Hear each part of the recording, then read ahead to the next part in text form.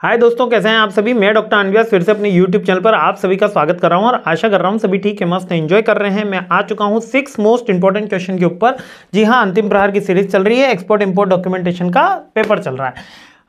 Export का अभी तक अपन ने बेनिफिट देख लिया। अब उसका रजिस्ट्रेशन का प्रोसेस क्या होता है। बेसिकली अगर आपको एक खुद का बिजनेस स्टार्ट करना है या खुद को रजिस्टर्ड करना है एज ए एक्सपोर्टर, तो उसका प्रोसेस क्या होता है, ये बेसिक क्वेश्चन पूछा जाता है। तो रिसर्च करनी होती है पहले बेसिकली कि कौन से अपन जो लाइसेंस के लिए अप्लाई कर रहे हैं, किसी प्रोडक्ट के लिए अप्लाई कर रहे हैं, कुछ उसमें लीगल कंप्लायंसेस तो नहीं है, कोई उसमें प्रॉब्लम तो नहीं आ रही, क्या हम उसका लीगली एक्सपोर्ट कर सकते हैं। फिर अपने बिजनेस को रजिस्टर्ड करना होता है, अपने बिजनेस का रजिस्ट्रेशन, उसका बिजनेस का पैन नंबर, बिजनेस का टिन नंबर, बिजनेस का रजिस्ट्रेशन मार्क, वो सारे अपन को लेने होते हैं। और फिर determine export control classification number ECCN number अपन को लेना होता है, जिसके थ्रू अपन अपने प्रोडक्ट की, अपन अपने इंडस्ट्री की कैटेगरी में वो नंबर अलॉट होता है, जो रजिस्ट्रार ऑफिस के अंदर अपन को मिल जाता है ना। फिर ये सब चीजें अपन को मिल गई, ECCN नंबर मिल गया। फिर इसके अलावा कोई एक्सपोर्ट के लिए अगर स्पेशल लाइसेंस अपन को चाहिए, एक्सपोर्ट लाइसेंस तो वैसे यूजुअली चाहिए रहता है, लेकिन कोई स्पेशल कैटेगरी होती है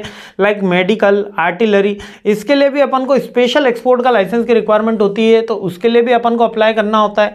फिर एक पूरे के पूरे एक्सपोर्ट के डॉक्यूमेंटेशन को एक कंप्लीट करके एक फाइल के अंदर अपन वापस से रीसबमिट करते हैं रजिस्ट्रेशन कार्यालय, जो रजिस्ट्रार ऑफिस होता है हमारा, वहां पर। और फिर एक एक्सपोर्ट डिक्लेरेशन का फॉर्म भी होता है, जो एक तरीके की NOC होती है ना, वो अपन देते हैं और सारे के सारे प्रोसेस क्लियर करते हैं, चेक्स करते हैं। और लॉजिस्टिक की व्यवस्था भी इसके साथ में होती है कि ठीक है, अब अपन को लाइसेंस मिलने वाला है, अब अपने के पास थर्ड पार्टी लॉजिस्टिक कौन होगा, अपन माल कैसे भेजेंगे। देखिए, जब नॉर्मल हम बिजनेस स्टार्ट करते हैं तो इतनी सारी चीजें नहीं बतानी होती, लेकिन जब हम एक्सपोर्ट का बिजनेस स्टार्ट कर रहे हैं तो मैन्युफैक्चरिंग क्या करेंगे, कैसे करेंगे, उसका ट्रांसपोर्टेशन क्या होगा, कौन सी क्वालिटी का होगा, किन पार्टीज को हमको भेजना है, वो सारी डिटेल हमको उस रजिस्ट्रेशन फॉर्म के अंदर ही फिल करनी होती है।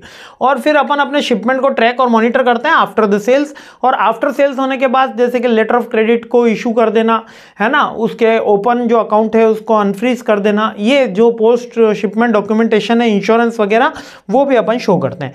तो ये एक बेसिकली नॉर्मल प्रोसेस है। नॉर्मल प्रोसेस क्या, रजिस्ट्रेशन ऑफिस में जाके हमको एक्सपोर्ट इंपोर्ट डॉक्यूमेंटेशन के लिए अप्लाई करना होता है।